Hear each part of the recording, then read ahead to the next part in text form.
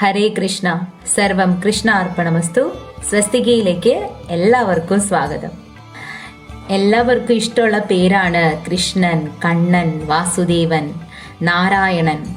ഇതൊക്കെ മക്കളുടെ പേരായിട്ട് പല അച്ഛനമ്മമാരും ഇടാറുണ്ട്. എന്തിനാണെന്ന് വെച്ചാൽ സദാ ഭഗവാന്റെ ഓർമ്മ നിലനിൽക്കാൻ വേണ്ടിയിട്ടാണ് ആ പേരുകൾ അവർക്കിടുന്നത്. പക്ഷെ ഈ പേരുകളിട്ട മക്കൾക്ക് തങ്ങൾ സ്വയം ഭഗവാനാണെന്നുള്ള തോന്നലുണ്ടായാൽ എന്തായിരിക്കും അവസ്ഥ? സൂര്യനിൽ നിന്ന് വരുന്ന പ്രകാശ രശ്മികൾ പോലെയാണ് നമ്മുടെ ഉള്ളിലുള്ള ഭഗവാന്റെ ആത്മചൈതന്യം എന്ന് പറയുന്നത്. എന്നാൽ സൂര്യൻ ഒന്നേ ഉള്ളൂ, അത് സുസ്ഥിരമാണ്, നിത്യമാണ്. സത്യമായ സൂര്യനെ പോലെയാണ് ഭഗവാൻ എന്ന് പറയുന്നത്. ഭഗവാനിൽ നിന്ന് വരുന്ന ഭഗവാന്റെ പ്രതിഫലനങ്ങളായിട്ടുള്ള അണുക്കളായിട്ടുള്ള ആത്മചൈതന്യം മാത്രമാണ് ജീവാത്മാക്കൾ. ഭഗവാൻ വിഭുവാണ്, നമ്മളൊക്കെ അണുക്കളാണ്. അപ്പോ ദ്വാപരയുഗത്തിൽ ഭഗവാൻ ശ്രീകൃഷ്ണനായി അവതരിച്ചു ഭൂലോകത്ത് ഭഗവാന്റെ സാന്നിധ്യം ഉറപ്പിച്ചപ്പോ അദ്ദേഹത്തിനെ അനുകരിക്കാനായിട്ട് ഒത്തിരി ആളുകൾ ഉണ്ടായിരുന്നു. പക്ഷെ ആർക്കും അദ്ദേഹത്തെ പൂർണ്ണമായിട്ട് അനുകരിക്കാനോ ഭഗവാനായി മാറാനോ സാധിക്കുകയില്ല. എങ്കിലും ഭഗവാന്റെ വേഷമൊക്കെ കെട്ടി ഭഗവാനായിട്ട് സ്വയം മാറിയ പൗണ്ഡ്രക വാസുദേവന്റെ കഥയാണ് ഇന്ന് ഞാൻ നിങ്ങളോട് പറയാൻ പോകുന്നത്. ദ്വാപരയുഗത്തിൽ ഭഗവാൻ അതിമനോഹരമായ ലീലകൾ ആടിക്കൊണ്ടിരിക്കുകയാണ്. അദ്ദേഹത്തിന് ധാരാളം മിത്രങ്ങളും ഭക്തരും ഉണ്ടാകുന്നതോടൊപ്പം ശത്രുക്കളും ഉണ്ടാകുന്നുണ്ട്. ഭഗവാന്റെ സ്വത്വത്തെ തിരിച്ചറിയാത്തവർ അദ്ദേഹത്തിന്റെ ശത്രുക്കളായി മാറുന്നുണ്ട്. രുക്മിണിയെ അപഹരിച്ചു കൊണ്ടുപോയി വിവാഹം കഴിക്കുന്നതിലൂടെ ജരാസന്ധനും ഒക്കെ അങ്ങനെ തീവ്രമായ ശത്രുഭാവത്തിലേക്ക് ഭഗവാനെ കാണുകയാണ്. കംസന്റെ വധത്തിലൂടെ തന്നെ ജരാസന്ധൻ ശത്രുവാണ്. അങ്ങനെ ജരാസന്ധനും ബലരാമനും ആയിട്ട് യുദ്ധം ചെയ്യുന്നു, ശ്രീകൃഷ്ണനും ഒക്കെ ആയിട്ട് യുദ്ധം ചെയ്യുന്നു. അങ്ങനെ നിരന്തരം യുദ്ധം ചെയ്യുമ്പോൾ ഭഗവാൻ അത് ആ യുദ്ധം വേണ്ടാന്ന് വെച്ചിട്ട് ദ്വാരകയിലേക്ക് പോകുന്നു, മധുര വിട്ട കഥയൊക്കെ ഞാൻ നിങ്ങൾക്ക് പറഞ്ഞു തന്നു. അതിലൂടെയാണ് ഭഗവാന്റെ ശത്രുക്കൾ അദ്ദേഹത്തെ രണജോഡ് എന്ന് വിളിക്കാൻ തുടങ്ങിയത്. അങ്ങനെ ശത്രുക്കൾ നിരന്തരമായിട്ട് രണജോഡ് എന്നൊക്കെ വിളിച്ച് അദ്ദേഹത്തെ കളിയാക്കുമെങ്കിലും അദ്ദേഹം ആരാണ്, യഥാർത്ഥത്തിൽ അദ്ദേഹത്തിന്റെ സ്വത്വം എന്താണ് എന്നുള്ളത് പതിയെ പതിയെ എല്ലാ നാടൊട്ടുക്ക് പരക്കാൻ തുടങ്ങി. ഭഗവാന്റെ അവതാരമല്ല, സ്വയം ഭഗവാൻ തന്നെയാണ് ശ്രീകൃഷ്ണൻ എന്നുള്ളത് പല ആളുകൾക്കും മനസ്സിലാകാൻ തുടങ്ങി. ജരാസന്ധന്റെയും ശിശുപാലന്റെയും സുഹൃത്തായിരുന്ന പുണ്ഡ്രക ദേശത്തെ പൗണ്ഡ്രക വാസുദേവൻ എന്ന് പറഞ്ഞിട്ടൊരു രാജാവ് ഉണ്ടായിരുന്നു. ആ രാജാവിന് സ്വയം അങ്ങോട്ട് തോന്നുകയാണ് താൻ വാസുദേവനാണെന്ന്. അതിന് മറ്റ് ചില ആളുകളും കൂടി അതിന് കാരണക്കാരാകുന്നുണ്ട്. അതായത് അദ്ദേഹം രാജാവാണ്, എല്ലാ വിധത്തിലുള്ള എല്ലാ ഐശ്വര്യങ്ങളുണ്ട്, പദവിയുണ്ട്, അധികാരമുണ്ട്. അങ്ങനെയൊക്കെ വരുമ്പോ ചിലര് ആ രാജാവിനെ പ്രകീർത്തിക്കാനും ഒന്ന് സുഖിപ്പിക്കാനും ഒക്കെ ശ്രമിക്കുമല്ലോ. അതുപോലെ മന്ത്രിമാരും സൈനികരും ഒക്കെ പൗണ്ഡ്രകനെ സുഖിപ്പിക്കാനായിട്ട് ഇങ്ങനെ പറയും. വളരെ സുന്ദരനായിട്ടുള്ള ഒരു കാണാനൊക്കെ കുറച്ച് ഭംഗിയുള്ള ഒരാളായിരുന്നത് കൊണ്ട് തന്നെ അദ്ദേഹത്തെ കുറിച്ച് പറയുന്നത് അങ്ങ് സ്വയം വാസുദേവൻ തന്നെയാണ്, അങ്ങ് രാജാവാണ്, പുണ്ഡ്രകദേശത്തെ എല്ലാ സൗഭാഗ്യങ്ങളും ഉള്ള പുണ്ഡ്രകദേശത്തെ രാജാവായ അങ്ങ് സ്വയം വാസുദേവൻ തന്നെയാണ് എന്നുള്ള ഒരു പ്രതീതി അദ്ദേഹത്തിൽ പതിയെ പതിയെ ഇവർ ജനിപ്പിക്കുകയാണ്. അപ്പൊ തന്നെ സുഖിപ്പിക്കാനും തന്നിൽ നിന്ന് കാര്യം സാധിക്കാനും വേണ്ടിയിട്ടാണ് ഇവരൊക്കെ തന്നെ ഇങ്ങനെയൊക്കെ പറയുന്നത് എന്ന് ചിന്തിക്കാനുള്ള അത്രയും ബുദ്ധിയില്ലാത്ത അദ്ദേഹം ഈ പറയുന്നവരുടെ ഈ വചനങ്ങളിലൊക്കെ കേട്ടിട്ട് ഇങ്ങനെ സ്വയം വിചാരിക്കുകയാണ് താൻ വാസുദേവനാണ്, താൻ വൈകുണ്ഠാധിപതിയായ ശ്രീമൻ നാരായണൻ താൻ തന്നെയാണ് എന്നുള്ളൊരു ചിന്ത, ഒരു തെറ്റായിട്ടുള്ളൊരു ചിന്ത അദ്ദേഹത്തിലേക്ക് വരികയാണ്. ശ്രീകൃഷ്ണനെ കുറിച്ചുള്ള കാര്യങ്ങൾ അറിയുന്നത് ഉള്ളിന്റെ ഉള്ളിൽ ശ്രീകൃഷ്ണനോട് ഒരു ചെറിയൊരു ആരാധന തോന്നി തുടങ്ങുന്നുണ്ട്. പക്ഷെ അത് പുറമേക്ക് കാണിക്കുന്നില്ല. കാരണം പുറമേക്ക് ശ്രീകൃഷ്ണൻ തന്റെ ശത്രുവാണ്. കാരണം താൻ ജരാസന്ധന്റെയും ശിശുപാലന്റെയും സുഹൃത്താണല്ലോ. അപ്പൊ ഇവർക്ക് രണ്ടുപേർക്കും ശ്രീകൃഷ്ണൻ എന്ന് പറഞ്ഞാല് ഇഷ്ടമേ അല്ല, തീരെ ഇഷ്ടമല്ല. അപ്പോഴാണ് പുണ്ഡ്രക വാസുദേവൻ ഈ കൃഷ്ണനെ കുറിച്ച് അറിയുമ്പോ കൃഷ്ണന്റെ രൂപവും ഒക്കെ കാണുമ്പോ അത് വളരെ ഇഷ്ടം തോന്നിയിട്ട് അതേപോലെ വേഷവിധാനമൊക്കെ അതുപോലെ തന്നെ മഞ്ഞപ്പട്ട കൊടുത്ത് മയിൽപ്പീലിയൊക്കെ ചൂടിയിട്ട് അങ്ങനെ രൂപമൊക്കെ അതേപോലെ ആക്കാണ്. മാത്രമല്ല ഈ ഭഗവാന്റെ ഓരോ ആയുധങ്ങൾ ഉണ്ടല്ലോ, ശംഖ ചക്ര ഗദ പത്മധാരിയായ ഭഗവാന്റെ ഓരോ ആയുധങ്ങൾക്കും ഓരോ പേരുണ്ട്. അപ്പൊ അതുപോലെ ആയുധങ്ങൾ ഉണ്ടാക്കിപ്പിക്കുകയാണ്. ഗദ ഭഗവാന്റേത് പോലെ, അതുപോലെ ഭഗവാന്റെ പോലെ സുദർശന ചക്രം ഭഗവാന്റെ യോഗസിദ്ധിയാണ് സുദർശന ചക്രം എന്ന് പറയുന്നത്. കാരണം ഭഗവാൻ യോഗേശ്വരനാണല്ലോ. അതുപോലും അതിന്റെ ഒക്കെ രൂപം ഉണ്ടല്ലോ, അതിങ്ങനെ ഉണ്ടാക്കി വെക്കുക. നമ്മൾ കുട്ടികൾക്ക് ഈ ഫാൻസി ഡ്രസ്സിനൊക്കെ വേഷം കെട്ടിക്കൊടുക്കൂലേ, അതുപോലെ ഭഗവാൻ എന്തൊക്കെ ഉണ്ടോ അതൊക്കെ കൃത്രിമമായിട്ട് ഉണ്ടാക്കിയിട്ട് അതേപോലെ വേഷമൊക്കെ ധരിച്ചിട്ട് സ്വയം വാസുദേവനാണെന്ന് പറഞ്ഞ് നടക്കുകയാണ് നമ്മുടെ പൗണ്ഡ്രകൻ. ശ്രീകൃഷ്ണന്റെ വേഷവിധാനമൊക്കെ ധരിച്ച് അദ്ദേഹത്തിന്റെ ആയുധങ്ങളൊക്കെ സ്വീകരിച്ചു കഴിഞ്ഞപ്പോ പൗണ്ഡ്രക വാസുദേവന് തോന്നി, ഇനി കൃഷ്ണനെ ആരും പ്രകീർത്തിക്കാൻ പാടില്ല. എന്തുകൊണ്ടാണ് ഇങ്ങനെ കൃഷ്ണനെ വലിയ ഭയങ്കര പ്രശസ്തനാക്കി മാറ്റുന്നത്? താനാണല്ലോ വാസുദേവൻ. ഈ യുഗത്തില് താൻ വാസുദേവൻ സ്വയം അവതരിച്ചിരിക്കുകയാണ്, അല്ലാതെ ശ്രീകൃഷ്ണനൊന്നുമല്ല. കൃഷ്ണൻ ആരാണ്? സ്വന്തം അമ്മാവനെ വധിച്ച ആള്, രണചോട് യുദ്ധത്തിൽ നിന്ന് പിന്മാറിയിട്ടുള്ള ആള്. ഇദ്ദേഹത്തെ എന്തിനാ ആളുകൾ ഇങ്ങനെ പ്രകീർത്തിക്കുന്നത്? അതിലും കേമത്വമാണല്ലോ തനിക്കുള്ളത്. തന്നെയാണല്ലോ എല്ലാവരും ആരാധിക്കുകയും വാസുദേവൻ എന്ന് വിളിച്ച് പ്രകീർത്തിക്കുകയും ചെയ്യേണ്ടത്. അതുകൊണ്ട് കൃഷ്ണനോട് ഇപ്പൊ തന്നെ ഒരു ദൂതനെ വിട്ടിട്ട് കൃഷ്ണനോട് പറയണം, ഇനി മുതല് ഞാനാണ് വാസുദേവൻ. കൃഷ്ണൻ എന്റെ അടുത്ത് അഭയം കണ്ടെത്തണം. എന്നെ വേണം ഇനി വാസുദേവൻ എന്ന് കൃഷ്ണൻ അംഗീകരിക്കാൻ. മാത്രമല്ല കൃഷ്ണന്റെ കയ്യിൽ എന്തൊക്കെയാണോ ആയുധങ്ങളൊക്കെ കുറെ ഉണ്ടല്ലോ, അതൊക്കെ തന്നെയും എനിക്ക് സറണ്ടർ ചെയ്യണം, എന്റെ അടുത്ത് കൊണ്ടുവരണം. അങ്ങനെ എന്നിൽ അഭയം പ്രാപിക്കണമെന്ന് പറഞ്ഞിട്ട് പൗണ്ഡ്രക വാസുദേവൻ ഒരു ദൂതനെ പറഞ്ഞു വിടുകയാണ് ദ്വാരകയിലേക്ക്. പൗണ്ഡ്രക വാസുദേവന്റെ ദൂതൻ ദ്വാരകയിൽ എത്തുന്നു. ഈ കാര്യമൊക്കെ പറയാണ്. അതായത് ഭൂമി പരിപാലനത്തിന് വേണ്ടി എല്ലാ ജീവാത്മാക്കളുടെയും രക്ഷയ്ക്ക് വേണ്ടി അവതരിച്ച സാക്ഷാൽ വാസുദേവൻ ഞാനാണ്. അതുകൊണ്ട് ശ്രീകൃഷ്ണൻ ഇനി മേലാൾക്ക് വാസുദേവൻ എന്ന് പറഞ്ഞ് നടിച്ച് ലോകരെ പറ്റിക്കരുത്. മാത്രമല്ല നിങ്ങളുടെ കയ്യിലുള്ള എല്ലാ ആയുധങ്ങളും എനിക്ക് സറണ്ടർ ചെയ്ത് എനിക്ക് എന്നിൽ അഭയം കണ്ടെത്തണം എന്നൊക്കെ പറഞ്ഞിട്ട് വലിയൊരു കത്തൊക്കെ കൊടുത്തു വിട്ടിരിക്കുകയാണ് ദൂതന്റെ അടുത്ത്. അപ്പൊ ഇതൊക്കെ വായിച്ചു കഴിയുമ്പോൾ, ഇത് വലിയ സഭാ മധ്യത്തിൽ യാദവർ പ്രമുഖരൊക്കെ ഇരിക്കുമ്പോഴാണ് ഉഗ്രസേനൻ രാജാവായിട്ട് ഭരിക്കുകയാണ് ദ്വാരക. ആ സമയത്താണ് ഈ ഒരു കത്ത് കിട്ടുന്നത്. ബലരാമൻ ആ സമയത്ത് ഇല്ല. ബലരാമൻ വ്രജഭൂമിയിലേക്ക് പോയിരിക്കുകയാണ്. ആ സമയത്ത് ബലരാമൻ ഇല്ലാത്തപ്പോഴാണ് ഈ ദൂതനെ പറഞ്ഞു വിടുന്നത്. കാരണം ഈ പൗണ്ഡ്രകൻ വിചാരിക്കുന്നത് ബലരാമനും ഇല്ല, അപ്പൊ കുറച്ചുകൂടെ കൃഷ്ണൻ ദുർബലനായിരിക്കും. അപ്പൊ ഈ സമയത്ത് ദൂതനെ വിട്ടാൽ ഏറ്റവും നല്ലതായിരിക്കും എന്നൊക്കെ വിചാരിച്ചിട്ടാണ് ഈ കത്തൊക്കെ കൊടുത്ത് വിടുന്നത്. അപ്പൊ ഉഗ്രസേനനും യാദവരും ഒക്കെ ഈ കത്തങ്ങട് ഉറക്കം വായിക്കുമ്പോ എല്ലാവരും കൂടെ ചിരിക്കാൻ തുടങ്ങും. ആ സഭയിലെ എല്ലാ ആളുകളും ഇങ്ങനെ ഒച്ചത്തിൽ ചിരിക്കുകയാണ്. ഭഗവാനാണെങ്കിലോ, ഭഗവാൻ എന്ത് ചെയ്യായിരിക്കും? എല്ലാവരും ഇങ്ങനെ ചിരിക്കുന്നത് കണ്ടിട്ട് ഭഗവാനും ഇങ്ങനെ പുഞ്ചിരി തൂകിക്കൊണ്ട് മിണ്ടാതിരിക്കുകയാണ്. എല്ലാവരും ചിരിച്ചു കഴിയട്ടെ, എന്നിട്ട് താൻ എന്താണോ പറയാനുള്ളത് പറയാമെന്ന് വിചാരിച്ചിട്ട് ഭഗവാനാണെങ്കിലോ ഉള്ളിൽ നിറയെ ചിരിക്കുന്നുണ്ട്. എന്നിട്ട് ഭഗവാൻ ചെറു പുഞ്ചിരിയോട് കൂടിയിട്ട് പറഞ്ഞു, അപ്പോ വാസുദേവ പൗണ്ഡ്രകന് എന്റെ എല്ലാ ആയുധങ്ങളും വേണം അല്ലേ? ശരി, ഞാൻ തന്നെ നേരിട്ട് വന്ന് തരാം. ഇനി അദ്ദേഹത്തിലെ അഭയം ഞാൻ കണ്ടെത്തണം അല്ലേ? അദ്ദേഹത്തിൽ അഭയം കണ്ടെത്താൻ പോകുന്നത് ആരാണെന്നറിയോ? കഴുകന്മാരും നായ്ക്കളുമാണ് അദ്ദേഹത്തിൽ അഭയം കണ്ടെത്താൻ പോകുന്നത്. അത് നിങ്ങൾ കാത്തിരുന്ന് കണ്ടോളൂ. ഭഗവാന്റെ വചനങ്ങൾ അതേപോലെ ദൂതൻ പോയിട്ട് പൗണ്ഡ്രക വാസുദേവനോട് പറയും. അപ്പൊ ആ സമയത്ത് പൗണ്ഡ്രക വാസുദേവൻ തന്റെ സുഹൃത്തായ കാശി രാജാവിന്റെ ഒപ്പമായിരുന്നു. എന്നിട്ട് ദൂതൻ പറയും, ഞാൻ ചെന്നപ്പോ ശ്രീകൃഷ്ണൻ കളിയാക്കിയതുപോലെയാണ് പറഞ്ഞത്, ആയുധങ്ങളൊക്കെ കൊണ്ട് അങ്ങേ വന്ന് കണ്ടോളാമെന്ന്. ചിലപ്പോൾ കൃഷ്ണൻ പടയുമായിട്ട് വരും അങ്ങയോട് യുദ്ധം ചെയ്യാൻ. മാത്രമല്ല അങ്ങയെ അഭയം കണ്ടെത്താൻ പോകുന്നത് കഴുകന്മാരും നായ്ക്കളുമാണെന്നും പറഞ്ഞു എന്ന് പറഞ്ഞു. അപ്പൊ പൗണ്ഡ്രക വാസുദേവന് വല്ലാത്ത ദേഷ്യം വന്നു. തന്നെ കളിയാക്കാൻ മാത്രം വളർന്നു കൃഷ്ണന് അത്രയും വലിയ ധൈര്യമായോ? എന്നാൽ കൃഷ്ണനോട് യുദ്ധം ചെയ്യണമെന്ന് പറഞ്ഞിട്ട് പടയൊരുക്കം നടത്തും. അപ്പൊ തന്നെ കൃഷ്ണൻ ഗരുഡന്റെ പുറത്ത് കയറിയിട്ട് പൗണ്ഡ്രകനെ കാണാനായിട്ട് അവിടെ എത്തുകയും ചെയ്യുന്നുണ്ട്.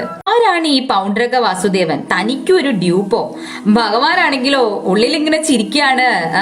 ആ ആളുടെ ഒരു ബുദ്ധിശൂന്യത ആലോചിച്ചിട്ട്. എന്നിട്ട് എന്നാ പിന്നെ ഇദ്ദേഹത്തെ നേരിട്ട് തന്നെ ഒന്ന് ചെന്ന് കാണണം. അങ്ങനെ ഗരുഡന്റെ പുറത്ത് കയറിയിട്ട് തന്റെ ആയുധങ്ങളൊക്കെ എടുത്തിട്ട്, അദ്ദേഹത്തിന്റെ ഓരോ ആയുധങ്ങൾക്കും ഓരോ പേരുണ്ട്.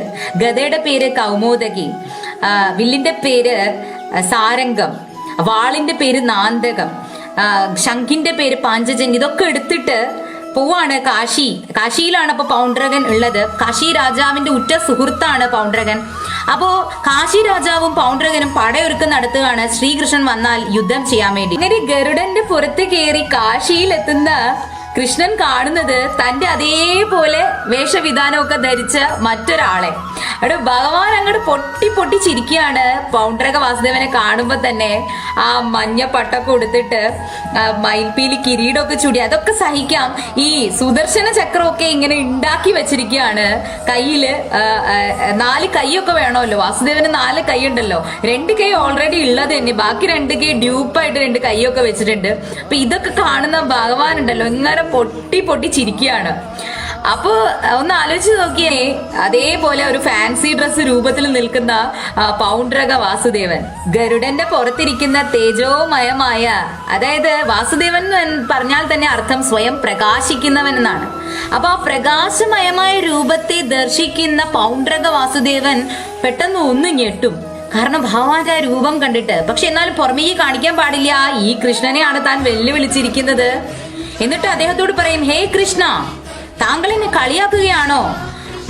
ഞാൻ താങ്കളോട് യുദ്ധത്തിന് പുറപ്പെട്ടിരിക്കുകയാണ്. താങ്കളുടെ ആയുധങ്ങളും ഈ ഗരുഡനെയും മര്യാദയ്ക്ക് ഇവിടെ വെച്ചിട്ട് എന്നിൽ അഭയം കണ്ടെത്തിക്കോളൂ എന്ന് പറഞ്ഞ് വീണ്ടും ഭഗവാനെ വെല്ലുവിളിക്കുക. ആന, കുതിര, തേരൊട്ടകം എല്ലാത്തിനെയും സജ്ജമാക്കി 5 അക്ഷൗണി പട ഒരുങ്ങി നിൽക്കുകയാണ്. പൗണ്ഡ്രക വാസുദേവനും കാശി രാജാവും കൂടെ ശ്രീകൃഷ്ണനെ യുദ്ധത്തിന് വെല്ലുവിളിച്ചിരിക്കുന്നു. മാത്രമല്ല ഭഗവാന്റെ നേർക്ക് ഇങ്ങനെ ആയുധ വർഷം നടത്തുകയാണ്.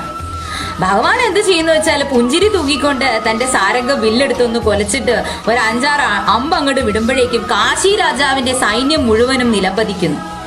രഥമൊക്കെ തവിട് പൊടിയാകുന്നു. മാത്രമല്ല തന്റെ കയ്യിൽ ഉടനെ തന്നെ തന്റെ യോഗസിദ്ധിയായ ശക്തിയായ സുദർശന ചക്രം തെളിയുന്നു. ആ സുദർശന ചക്രം കാശി രാജാവിന്റെ നേർക്ക് വിടുകയാണ്. ആ സുദർശന ചക്രത്തിനെ പേടിച്ചോടുന്ന കാശി രാജാവിന്റെ കഴുത്ത് മുറിച്ചുകൊണ്ട് സുദർശന ചക്രം തിരിച്ച് ഭഗവാന്റെ കൈകളിൽ തന്നെ വന്നെത്തുന്നു. പൗണ്ഡ്രക വാസുദേവൻ നോക്കുമ്പോ തന്നെ സഹായിക്കാൻ വന്ന കാശി രാജാവിന്റെ സൈന്യമൊക്കെ തവിട് പൊടിയായിരിക്കുന്നു. അദ്ദേഹവും മരണപ്പെട്ടു.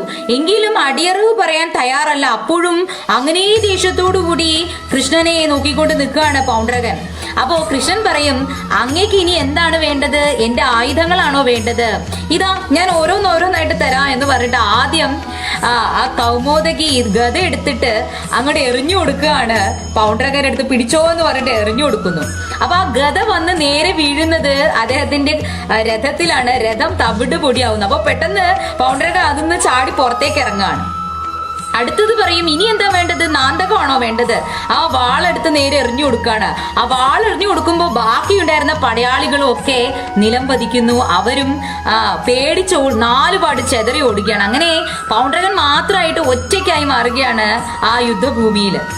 കൃഷ്ണൻ ചോദിക്കും, ഇനി എന്താ വേണ്ടത്? പാഞ്ചജന്യാണോ വേണ്ടത്? എന്നിട്ട് ഭഗവാൻ ആ പാഞ്ചജന്യം ഇങ്ങനെ മുഴക്കുമ്പോ ശത്രുക്കളുടെ ഹൃദയം ഇങ്ങനെ പടപടാ ഇടിക്കും എന്നാണ് പറയുന്നത്. അതായത് പാഞ്ചജന്യ ശംഖിന് പ്രത്യേകതയുണ്ട്. ശത്രുക്കളെ അത് പേടിപ്പിക്കും. മാത്രമല്ല ഭഗവാന്റെ ഭക്തർക്കാണെങ്കിലോ അത് കേൾക്കുമ്പോ ആശ്വാസമാണ് തോന്നുന്നത്. ഭഗവാന്റെ സാന്നിധ്യം, ഒരു രക്ഷ, ഭഗവാൻ കൂടെ ഉണ്ട് എന്നുള്ള ഒരു ശക്തിയാണ് തോന്നുന്നത്. അപ്പൊ 2 പേർക്ക് 2 വിഭിന്നമായിട്ടുള്ള ഫീലിങ്സ് ആണ് വരിക ഭഗവാന്റെ പാഞ്ചജന്യം കേൾക്കുമ്പോ. ഇവിടെ പൗണ്ഡ്രകന്റെ ഹൃദയം ഇങ്ങനെ പടപടാ ഇടിക്കുകയാണ് ഈ പാഞ്ചജന്യത്തിന്റെ മുഴക്കം കേൾക്കുമ്പോ. എന്നിട്ട് അത് എറിഞ്ഞു കൊടുക്കുകയാണ്. അതോടൊപ്പം തന്നെ അദ്ദേഹം തന്റെ സുദർശന ചക്രത്തെയും പൗണ്ഡ്രകന്റെ നേർക്ക് വിടുകയാണ്. സുദർശന ചക്രം നേരെ കറങ്ങി പൗണ്ഡ്രകന്റെ കഴുത്തിന്റെ അടുത്തെത്തുന്നു. കഴുത്ത് മുറിച്ചുകൊണ്ട് നേരെ അത് കറങ്ങി പിന്നെയും ശ്രീകൃഷ്ണന്റെ അടുത്തേക്ക് തന്നെ വരികയാണ്. അങ്ങനെ പൗണ്ഡ്രക വാസുദേവൻ നിലം പതിക്കുന്നു. ആ കണ്ണുകള് മരിക്കാറാകുന്ന സമയത്ത് യഥാർത്ഥ ശ്രീകൃഷ്ണനെ ഒന്ന് അദ്ദേഹം നോക്കുന്നുണ്ട്. അദ്ദേഹം ജീവിച്ചിരുന്നപ്പോ മുഴുവനും വാസുദേവൻ എന്നുള്ള ചിന്തയിലാണ് പൗണ്ഡ്രകൻ ജീവിച്ചത്. താനാണ് സ്വയം ഭഗവാൻ എന്ന് ചിന്തിച്ചു. അത് തെറ്റാണെങ്കിൽ പോലും സദാ വാസുദേവ സ്മരണയിലാണ് ജീവിച്ചത്. അദ്ദേഹം ഭഗവാന്റെ ശത്രു ആണെങ്കിൽ പോലും തല വേറിട്ട് പോയിട്ടും മരണം എത്തുന്ന സമയത്ത്, കണ്ണുകൾ ഇങ്ങനെ അടയുന്ന സമയത്ത് ശ്രീകൃഷ്ണനെ നോക്കുമ്പോ ശംഖചക്ര ഗദാ പത്മധാരിയായ മഹാവിഷ്ണുവിന്റെ ആ ബ്രഹ്മാണ്ഡ രൂപം കാണുകയാണ് പൗണ്ഡ്രകൻ. ഭഗവാൻ ആരാണ് എന്നുള്ള യഥാർത്ഥമായ രൂപം അങ്ങനെ ദർശിച്ചുകൊണ്ടാണ് പൗണ്ഡ്രകൻ അവസാനമായിട്ട് തന്റെ കണ്ണുകൾ അടയ്ക്കുന്നത്. യഥാമാം പ്രപദ്യതേ താം തഥൈവ ഭജാമ്യഹം. ഇങ്ങനെയാണ് ഭഗവാൻ പറഞ്ഞിട്ടുള്ളത്. അതായത് ഒരാൾ എന്നെ എപ്രകാരമാണോ സമീപിക്കുന്നത് അതേ പ്രകാരം തന്നെയായിരിക്കും എനിക്ക് അവരോടുള്ള സമീപനവും. ഭഗവാനെ പരാജിതനും അധർമ്മിയും ദുർബലനും ഒക്കെയായി ചിത്രീകരിക്കുന്നവരുടെ ജീവിതത്തിലും സംഭവിക്കാൻ പോകുന്നത് അതേ പതനമാണ്. അതുകൊണ്ട് കൃഷ്ണനെ സ്തുതിച്ചാലും കൃഷ്ണനെ നിന്ദിച്ചാലും ചെയ്യുന്ന അതേ ഫലം തന്നെയായിരിക്കും അവർക്കും ലഭിക്കുക. പൗണ്ഡ്രക വാസുദേവൻ ശ്രീകൃഷ്ണനെ കൃഷ്ണനാമം സദാ അദ്ദേഹം ഉച്ചരിച്ചു. വാസുദേവൻ എന്ന സദാ അദ്ദേഹം സ്മരിക്കുകയും പറയുകയും ചെയ്തു. പക്ഷെ അത് ഭഗവാനെ നിന്ദിക്കാൻ വേണ്ടിയിട്ടായിരുന്നു. എന്നിരുന്നാലും ആ നിന്ദയിലൂടെ, ആ നിന്ന തന്നെയാണ് അദ്ദേഹത്തിന്റെ പതനത്തിലേക്ക് നയിച്ചത്. എന്നാലും അവസാനം മരണശേഷം അദ്ദേഹത്തിന്റെ ആത്മാവിന് സാരൂപ്യമുക്തിയാണ് ഭഗവാൻ നൽകുന്നത്. കാരണം ഉച്ചരിച്ചത് നിന്ദിച്ചത് ആരെയാണ്? ഭഗവാനെയാണ് ചെയ്തത്. അപ്പോ തീർച്ചയായിട്ടും അതിന് എന്തെങ്കിലും ഒരു ഫലം ഉണ്ടാവുക തന്നെ ചെയ്യും. അതായത് വാസുദേവൻ ആകണമെന്ന് മോഹിച്ചു നടന്നിരുന്ന പൗണ്ഡ്രക വാസുദേവൻ മരണശേഷം തന്റെ ആത്മാവ് ചതുർബാഹു രൂപത്തിലുള്ള മഹാവിഷ്ണുവിന്റെ രൂപം സ്വീകരിക്കുന്നു. അതാണ് സാരൂപ്യമുക്തി എന്ന് പറയുന്നത്. ഭഗവാന്റെ അതേ രൂപം സ്വീകരിക്കുകയാണ്. എന്നിട്ട് ഭഗവാൻ ശ്രീകൃഷ്ണനിലേക്ക് വിലയം പ്രാപിക്കുന്നു. ഈ കലിയുഗത്തിൽ അഭിനവ പൗണ്ഡ്രകന്മാരുടെ എണ്ണം കൂടുമെന്നാണ് പറയുന്നത്. സ്വയം ഭഗവാനാണെന്നുള്ള തോന്നലിൽ തങ്ങൾക്ക് എന്തും ചെയ്യാൻ സാധിക്കും എന്നുള്ള മിഥ്യാധാരണയിൽ ശരീരബോധത്തിൽ ജീവിച്ചുകൊണ്ട് ഭഗവാനെ മറന്നുകൊണ്ട് എന്നാൽ സ്വയം ഭഗവാനാണെന്നുള്ള വിശ്വാസത്തിൽ ജീവിക്കുന്ന അനേക ജീവാത്മാക്കൾ മനുഷ്യർ ഇന്നും ഈ കലിയുഗത്തിലും ഉണ്ട്. അവർക്കെല്ലാം സംഭവിക്കാൻ പോകുന്ന പതനവും പൗണ്ഡ്രക വാസുദേവന് സംഭവിച്ചത് തന്നെയായിരിക്കും. എന്നാൽ പൗണ്ഡ്രകൻ ഇവിടെ അനുകരിച്ചത് ഭഗവാനെയാണ്. വാസുദേവ നാമം ഉച്ചരിച്ചുകൊണ്ടാണ് അദ്ദേഹം ജീവിച്ചത്, ശത്രുഭാവത്തിലാണെങ്കിൽ പോലും. അതുകൊണ്ട് അദ്ദേഹത്തിന് ഭഗവാനിൽ എത്തിച്ചേരാൻ സാധിച്ചു. എന്നാൽ ഭഗവാനെ മറന്നുകൊണ്ട് ഭഗവാനെ നിന്ദിച്ചുകൊണ്ട് നിരാകരിച്ചുകൊണ്ട് ജീവിക്കുന്ന മനുഷ്യ ആത്മാക്കൾക്ക് പൗണ്ഡ്രകനോളം പോലും മുക്തിയും മോക്ഷവും ആ ഒരു ഭാഗ്യവും ലഭിക്കുമോ എന്നുള്ളത് സ്വയം തന്നെ ചിന്തിക്കേണ്ട വസ്തുതയാണ്. കാരണം അഭിനവ പൗണ്ഡ്രകന്മാർക്ക് ഭഗവാന്റെ നാമം ഉച്ചരിക്കാൻ പോലും മടിയാണ്. എല്ലാ വീഡിയോയിലും പറയുന്ന ഒരു കാര്യമാണ്, ഭഗവാൻ ശ്രീകൃഷ്ണനെ അനുകരിക്കുക എന്നുള്ളത് സാധാരണ ജീവാത്മാക്കൾക്ക് ഒരിക്കലും നടക്കാത്ത കാര്യമാണ്. അദ്ദേഹം ചെയ്തു കൂട്ടിയ ലീലകൾ നമുക്ക് ഒരു ജീവാത്മാവിനും ഒരിക്കലും ചെയ്യാൻ സാധിക്കില്ല. അതുകൊണ്ടാണ് അദ്ദേഹം പറയുന്നത്, താൻ പറഞ്ഞ വാക്കുകൾ അനുസരിക്കുക. ഭഗവത്ഗീതയില് എങ്ങനെയാണ് ഒരു ഭൗതിക ലോകത്ത് കലിയുഗത്തിൽ ജീവിക്കേണ്ടത് എന്നുള്ളത് അദ്ദേഹം വചനങ്ങളായി ഭഗവത്ഗീതയിലൂടെ നമ്മളെ പഠിപ്പിക്കുന്നു. അതനുസരിച്ച് നമ്മൾ ജീവിക്കുക. അല്ലാതെ ശ്രീകൃഷ്ണനാകാൻ ഭഗവാനാകാൻ നോക്കിയാല് നമുക്കും സംഭവിക്കാൻ പോകുന്നത് പതനം തന്നെയായിരിക്കും. ഭഗവാന്റെ വാക്കുകൾ അനുസരിച്ച് ഭഗവാനിൽ സമർപ്പിതമായി ഭഗവാന് വേണ്ടിയിട്ടാണ് കർമ്മം ചെയ്യുന്നത്. ഭഗവാനെ സന്തോഷിപ്പിക്കാൻ വേണ്ടിയിട്ടുള്ളതാണ് നമ്മുടെ ജന്മം. ഈ ലോകത്ത് നമ്മൾ ചെയ്യുന്ന എല്ലാം തന്നെ ഭഗവാന് വേണ്ടിയിട്ടുള്ളതാണ് എന്നുള്ളത് മനസ്സിലാക്കി ആത്മസമർപ്പണത്തോടുകൂടി സദാ ഭഗവത് നാമം ഉച്ചരിച്ചുകൊണ്ട് ജീവിക്കാനായി ശ്രമിക്കുകയാണ് ഈ കലിയുഗത്തിൽ നമ്മൾ എല്ലാവരും ചെയ്യേണ്ടത്. ശ്രീകൃഷ്ണ ഭക്തർക്ക് സംഭവിക്കുന്ന മറ്റൊരു തെറ്റാണ്, എന്ത് നല്ലൊരു കാര്യം, ആകർഷണമുള്ള കാര്യം, തങ്ങളെ ആകർഷിപ്പിക്കുന്ന കാര്യങ്ങൾ അവർ കൃഷ്ണനെയാണ് കാണാൻ നോക്കുന്നത്. ചിലപ്പോൾ ചില മനുഷ്യരിലും അവർ കൃഷ്ണനെ കാണാൻ, അല്ലെ കൃഷ്ണനാണ്, അത് കൃഷ്ണനായിരുന്നെങ്കിൽ എന്നൊക്കെയുള്ളൊരു ചിന്താധാര അവർക്ക് വരും. അതും തെറ്റാണ്. കാരണം അപ്പൊ നമ്മൾ ചിന്തിക്കേണ്ടത്, നമുക്ക് നമ്മെ ആകർഷിപ്പിക്കുന്ന എന്തെങ്കിലും ഒരു വസ്തുവോ വ്യക്തിയോ ഒക്കെ നമുക്ക് കൃഷ്ണനായിട്ട് തോന്നുകയാണെങ്കിൽ അപ്പൊ നമ്മൾ ചിന്തിക്കേണ്ടത് അത് കൃഷ്ണന്റെ ഒരു ചൈതന്യമാണ് അവരിലുള്ളത്. അതുകൊണ്ടാണ് അവരിലേക്ക് നമുക്ക് ആകർഷണത്വം തോന്നുന്നത്. പക്ഷേ കൃഷ്ണൻ എന്ന് പറയുന്നത് ഭഗവാൻ ബ്രഹ്മാണ്ഡനാഥൻ വിഭുവാണ്.